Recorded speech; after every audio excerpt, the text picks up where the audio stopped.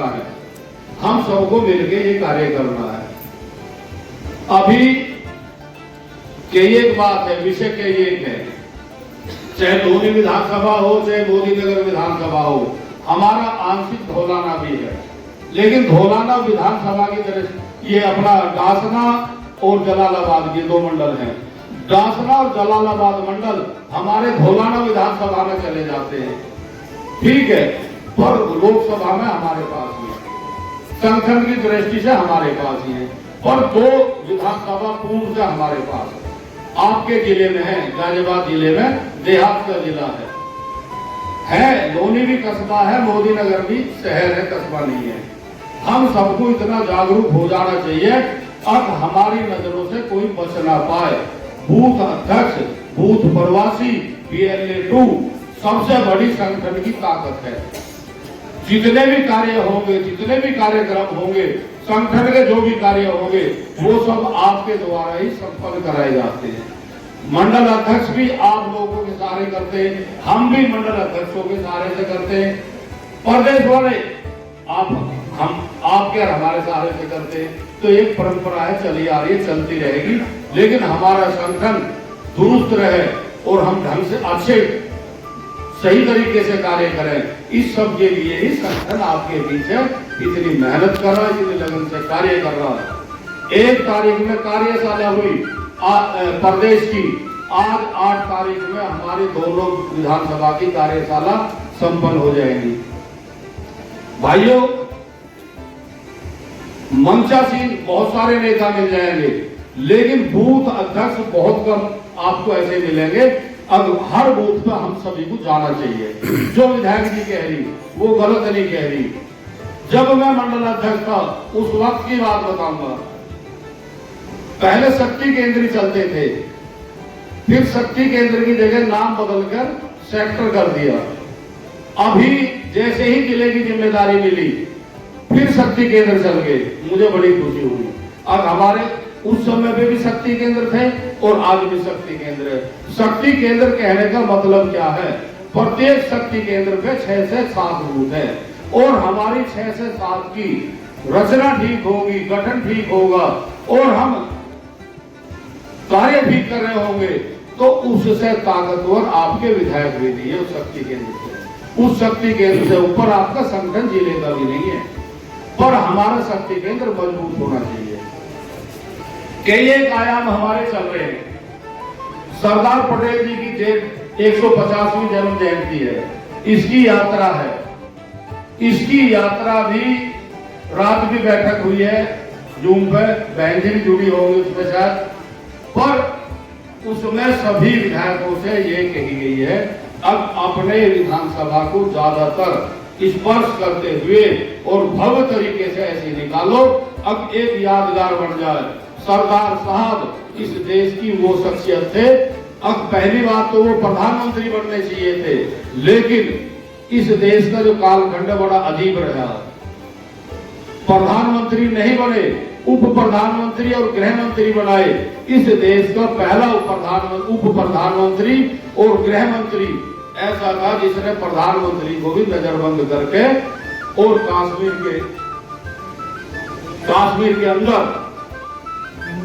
जबरदस्ती सेना भेज के और कश्मीर जो दूसरे देश मारे थे पाकिस्तान की सेना, उन्हें पीछे हटाने का कार्य किया और उन्हें मुंह की खवाई। ऐसे आपके उप प्रधानमंत्री थे, तो उनकी 150वीं जयंती है, तो धूमधाम से होनी चाहिए।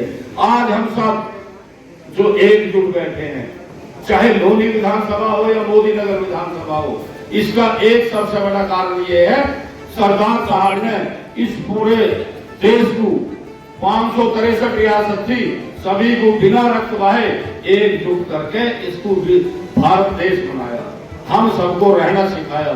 ऐसे सरदार साहब की जयंती हमें धूमधाम से मनानी चाहिए और मुझे पूरा विश्वास है अब आप पूरी मेहनत से, पूरी लगन से इस कार्य को संपन्न कराने में विधायक जी के और हमारे हाथ मजबूत करेंगे और इस कार्य को सफल करवाएंगे।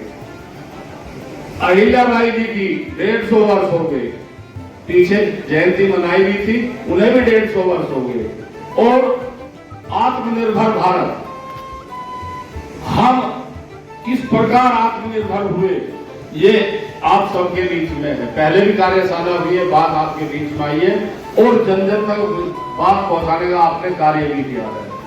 आपके देश में आज भी मैं सुबह छोटी एक वीडियो देख रहा था और बड़ा हर्ष और खुशी होती है जब ऐसी बात देखने को सुनने को मिलती है।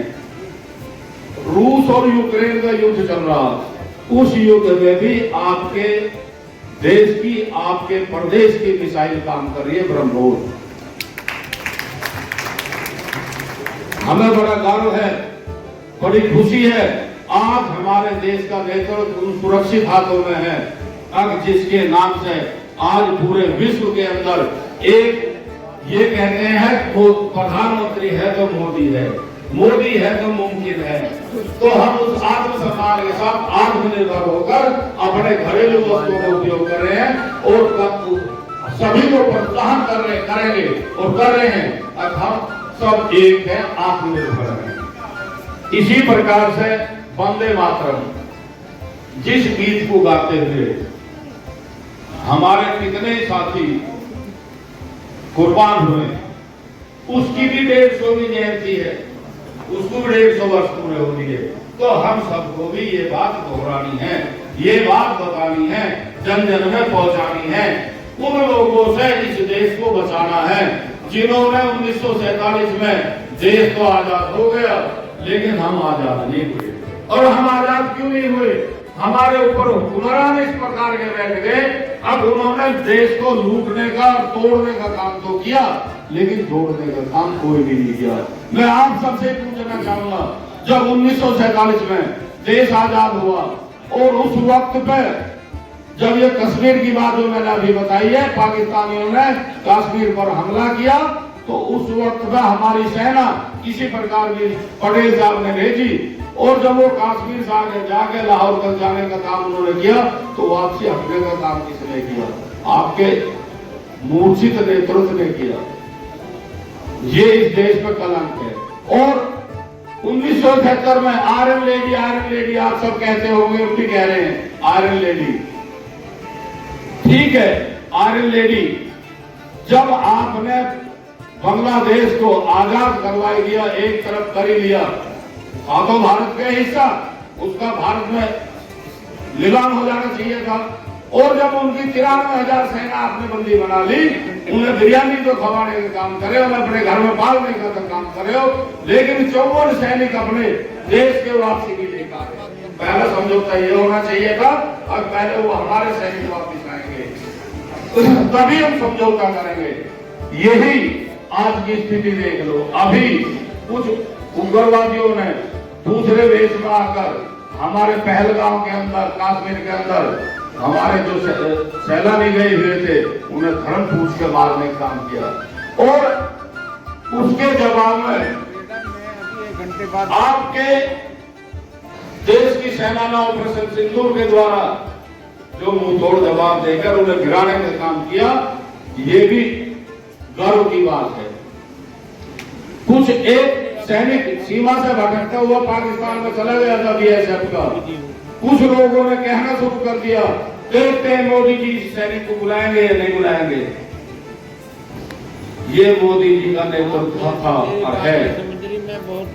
पाकिस्तान में बिना शब्द के उस सैनिक को ससम्मान आपकी सीमा पर, ये आपके वोट की ताकत है, ये आपकी ताकत है। ऐसे प्रधानमंत्री के रूप में हमें मिले हैं जो देश को एकजुटता के साथ साथ छोटी से छोटी बात पर जीएसटी घटाई, जीएसटी घटने से हमारे त्योहार खुशहाल हुए, हम सबको लाभ मिला। एक अभी हमारे सबके बीच में चल रहा है और हमें घर घर में पहुंचा के लोगों को जागरूक करना है। क्या है बताएंगे कोई तो भाई? स्वदेशी स्वदेशी अपनाओ, घर घर स्वदेशी, हर घर स्वदेशी, ये है, ये हमें घर घर ले जाना, ठीक है, याद है आपको। अभी एक नहीं जा रहे हैं, जाएंगे, आप जैसे जागरूक बैठे तो सब जाएंगे, जा रहे हैं। अभी मैं अपने मंडल अध्यक्षों को ध्यान आकर्षित करवाना चाहूंगा। एक कार्यक्रम चल रहा है शिक्षक और स्नातक, जो अति महत्वपूर्ण है। इस पे पहले से ही कुछ लोग काबिल थे और ऐसी मानसिकता के लोग काबिल थे, अब वो कभी भी हित की तो बात करनी नहीं, अहित की ही बात करते थे। इसमें जो फॉर्म दिए हुए हैं, शिक्षक के ज्यादातर भर गए हैं, स्नातक के रह रहे हैं। मैं मंडल अध्यक्षों से निवेदन करूंगा, अब अपने जिले के संयोजक को जल्दी से जल्दी जमा करवा दें, ताकि उस फॉर्म का हमें लाभ मिल सके। भारत माता की बहुत बहुत धन्यवाद। शादी की सुरक्षा को लेकर मुहिम चलाई जा रही है, लेकिन मोदी नगर में एक महिला लगभग 12 दिन से लापता है और यदि कोई व्यक्ति उसके लिए मांग उठाता है तो लगभग 50 लोगों पर मुकदमे लिख दिए जाते हैं। क्या कहेंगे इस बारे में? किस तरह का देखिए, है जो बीजेपी द्वारा जो महिला मिसिंग थी वो फोन भी उन्होंने फेंक दिया था, उनका सिम भी फेंक दिया था, क्योंकि कुछ ऐसा क्लू ना होने के कारण उनको लगभग 4 दिन लगे ढूंढने में। कल 3 या 4 बजे वो मिल गई थी। पुलिस अपने काम में लगी हुई थी। निश्चित ही आप भी ये मानते हैं कि यदि कोई क्लू नहीं है तो कहाँ ढूंढेंगे कि गढ़मुक्तेश्वर गई या हरिद्वार गई या अपने रिश्तेदार के पास कहीं, कहाँ गई। उसमें थोड़ा कठिनाई आ रही थी। थाने पर जो घटना हुई है उसके डिटेलिंग तो मुझे नहीं पता, लेकिन आप ही के माध्यम से मुझे पता लगा। देखिए, पुलिस भी और प्रशासन भी अपनी मेहनत से लगे हुए हैं काम करने, चाहे वो बंदरों का काम हो, चाहे वो महिला या कोई बच्ची मिसिंग हो गई उसका काम हो। क्या बहुत ज्यादा, देखिए घर वाले भी आक्रोशित थे, मेरे पास भी वो लोग आए। मैंने भी पुलिस से, डीसीपी से, सबसे कहा कि महिला को ढूंढना हमारी प्राथमिकता है, क्योंकि महिला चली गई वो एक कारण नहीं है। पढ़ी लिखी महिला है, समझदार महिला है, 37 साल की महिला है, लेकिन उसके साथ कोई घटना ना घटी जाए, ये चिंता का विषय है। पुलिस अपने काम में लगी हुई थी। जैसे लेकिन आरोप है कि जो इंस्पेक्टर साहब है उन्होंने जो पीड़ित के जो पति हैं, जो पीड़ित है, उन्हें घर पर जाकर धमकाया था कि यदि आप थाने पहुंचेंगे शिकायत के लिए तो मुकदमा लिख दिया जाएगा। ऐसा मेरे संज्ञान में नहीं आया, मुझे आपसे ही पता लग रहा है। ऐसा यदि है तो ऐसा नहीं कहना चाहिए, यदि ऐसा कहा है। दूसरा, आपको एक जगह महसूस करना पड़ा था कि बंदरों को लेकर भी जो लोगों में काफी आक्रोश है और लगभग यदि सरकारी आंकड़े की बात करें तो 300 लोग 2 महीने के अंदर बंदरों से जो है घायल हो चुके हैं। उसके बावजूद वन विभाग है या फिर नगर पालिका है वो कोई सक्षम कदम नहीं उठा पा रहा। मेरा आप सभी के माध्यम से, आप सबसे भी, सभी नागरिकों से भी, और सभी वो लोग जो आप हिचकिचाते हुए कह रहे हैं कि आपको सामना करना पड़ा, जो ये कहते हैं कि मेरा घेराव कर लें और मंजू शिवाज कुछ नहीं कर रही, ये नहीं कर रही, वो नहीं कर रही। सबसे पहले मैं आपके माध्यम से कहना चाहूंगी कि नगर पालिका पे हमने एक चेयरमैन बिठाया हुआ है और खुशकिस्मती से हमारे पार्टी का है। हमारे 4 वहां पर सभासद हैं जो वहां के लोकल नेता हैं, और हमारा ईओ है, ऑफिसर। ये सारे लोग इस व्यवस्था को देखते हैं। विधायक होने के नाते जो कहीं गैप होता है या कोई सरकारी अधिकारी कोई मान नहीं रहा या कुछ वो नहीं हो रहा, वो मैं मॉनिटरिंग करती हूँ। जैसे कि अगर पिंजरे की जरूरत है, पिंजरा नहीं मिल रहा, तो मैं मॉनिटर करूंगी वन विभाग से। यदि कहीं डार्ट गन जो होती है उसकी जरूरत है, हमें लगता है, तो मैं उसके लिए कहूंगी। मैं सभी से निवेदन करती हूँ, बंदर एक गंभीर विषय है। ह्यूमन लाइफ की बहुत वैल्यू है, चाहे वो बुजुर्ग हो चाहे बच्चे हों, सबकी जान पशु से ज्यादा कीमती है, ये मैं कहती हूँ। पशुओं का अपना वो है, हमें उनके भी एक चीज ध्यान रखनी है। हर बंदर आक्रामक नहीं है, ये आप भी मानते हैं। कुछ बंदर छोड़ दिए गए, ऐसा नहीं कि मोदी नगर में ही है, मुरादनगर में भी है, हर जगह है।